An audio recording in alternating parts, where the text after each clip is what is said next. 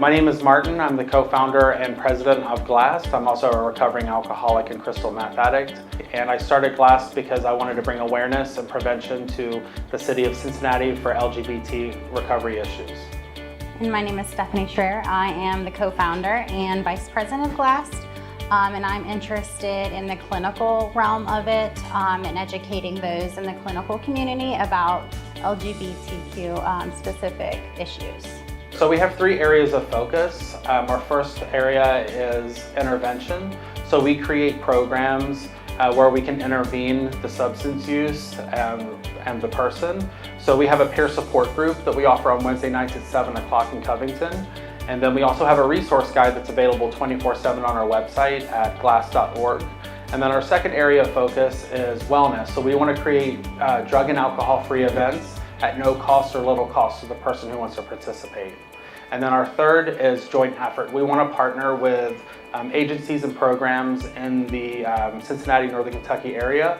If you take a look at our mission, it says by working in collaboration with community leaders. So we want to partner with the agencies, and we've already partnered with quite a few in the area so far. So they've been wonderful at working with us. So.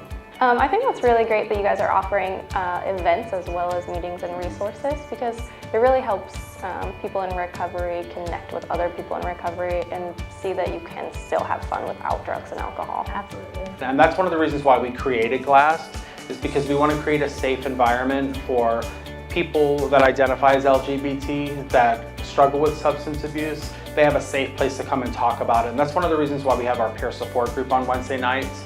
It's an open format. We talk about internalized homophobia, we talk about stigma, we talk about minority stress. These are all issues that happen within the LGBT community, and these are things that surface once the person stays sober.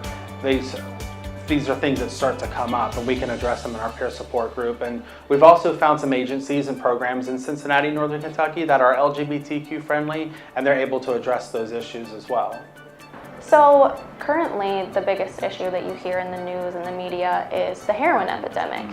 But it's interesting to learn from you guys that amongst gay men that crystal meth use is more widespread. Do you have any perspective into that?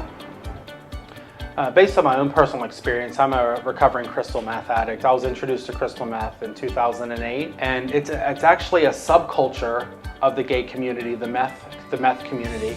And there's some prevention that needs to happen there. There's some code words. There's some things that are illustrated with that community, the meth community, that needs to be brought to light. The biggest is PNP. So it stands for party and play. So the party part is use drugs, and then the play is let's have sex. So sometimes you'll see party and play. Sometimes you'll just see PNP. You'll find these on dating sites, social media sites. You'll see them all over the internet. Another term you'll see is party, the word party with the capital T capitalized. And the reason why they capitalize the T in party is because it's the code word for meth, which is Tina. It's really important that we address these issues, especially to our younger generation, the younger generation that's coming up, because it's an epidemic. I think it's also one of those things, that's why we have GLAST here. We would encourage parents here in Cincinnati, if they did come across that, they could reach out to us and we could talk to them about maybe finding a program for them, sitting down and having a conversation, maybe setting them up with a mental health worker where they can intervene and have that conversation with them. It's a real serious matter. It's a very serious matter if they came across that information on their child's phone. It is, and it can be very scary for parents who have never dealt with this before. They really have no idea what to do. So it's great that you guys are available to help people in that journey and figure out what to do, how to handle the situation the best way they possibly can. Right. And it's really important that LGBT people, when they're getting sober, that they have other LGBT friends that are in recovery too, so they can talk amongst their peers about, things that have happened to them in their childhood. Like, oh, I went through that too, or I experienced that too. We always welcome our straight allies to attend our events as well, but it's really important that we come together as a community, because a lot of LGBT people, when they're getting sober, they don't feel that they have the support of other LGBT people. We do need specialized programs, specialized events and functions for LGBT people in recovery.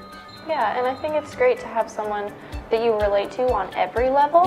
So it's great that there is a community that they can feel just completely comfortable to be themselves. Right. Absolutely. Fellowship is so important with anybody in recovery, but I think especially so with those that identify as LGBTQ.